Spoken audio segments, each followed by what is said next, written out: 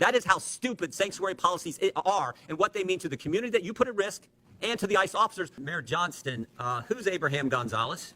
Thank you, Congressman. He is a individual that was released from the county jail on Friday in the city and county of Denver. That's all you know about him? I do know that he was facing charges that the Venezuelan gang member arrested by Border Patrol on September 20th, 2023, released into the country by the Biden administration. A few months later, he's arrested in your city, charged with aggravated assault. On March 11th, 2024, he's charged with motor vehicle theft, stole a car. And then on March 20th, 2024, Mr. Gonzalez is charged with felony menacing. 6 days after that last charge, ICE sends you a detainer, which includes an administrative warrant. Basically, it says if you're going to release this bad guy, this gang member who allegedly stole a car, menaced people, and assaulted people, give us a 48-hour heads up. Is that right? Does that refresh your memory? I do know about the detainer request. I do know that we provided a notification of release. What kind of notice did you give ICE when you released him? We gave him notification. I'm not sure how long in advance it was. I do know that. 1 hour. I do know that there was 1 hour notice, and you released him 5 days ago, right? Why not give him more heads up? Actually, let's put the slide up. Let's see what it says here. Let's put the slide up. This is what the Denver Sheriff's Department, it's kind of hard to see, so I'll read it. It says, Denver Sheriff Department, ICE notification being released to the streets. I simply said, we won't just release him to us. You release him to the streets. Why not release him to ICE? Thank you. What we've done, and we do this regularly, we've done 1,226 of these, is we notify I'm asking about one. I'm not asking about the 1,200. I'm asking about Mr. Abraham Gonzalez, who's a gang member from Venezuela, stole a car, assaulted someone. You had him in your custody for how long? I know that we released 345 days you had him in custody. And I said, hey, can you give us 48 hours heads up? I don't know. You gave him 1 hour notice. Yes, Congressman, we notified them of release. There were 6 ICE agents present when he was released, so they had enough time to respond and to be present. Respond where? To the jail where we released him from. So we released them we notified them of the release time. When we notified them of release, they come to the jail facility to pick them up. Why didn't you say that? That's not what you said.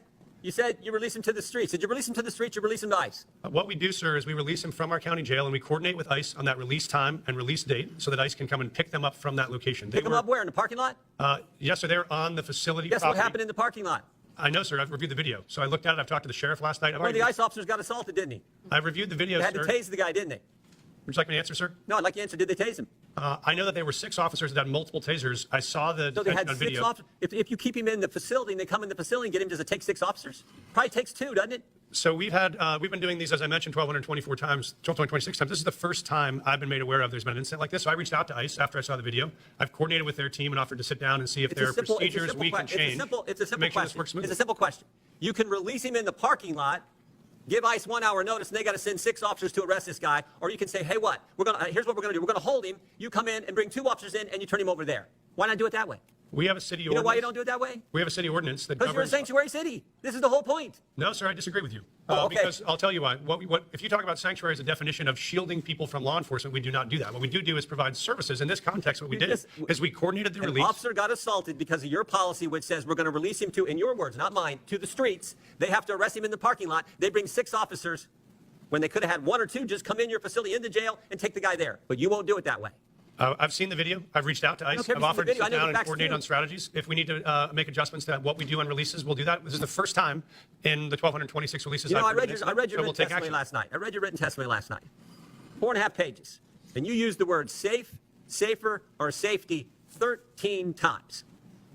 Talking about my job is to protect the safety of the people in Denver. We prioritizing making sure everyone in our community is safe. That's a lie. Because it was not safer for the ICE agents who are part of your community. No way was it safer. The safest thing to do is to say, ICE, we got him in custody. Come here, we're releasing. We held him 345 days. We can't hold him a second longer. We can't wait for you to come inside the building. We got to let him go, so you have to arrest him in the parking lot. That is how stupid sanctuary policies are and what they mean to the community that you put at risk and to the ICE officers ICE officer who was assaulted. And they had to use a taser on them. It's not good. Mr. Chairman, Time, Mr. Chairman, 5 minutes is up. Consent request.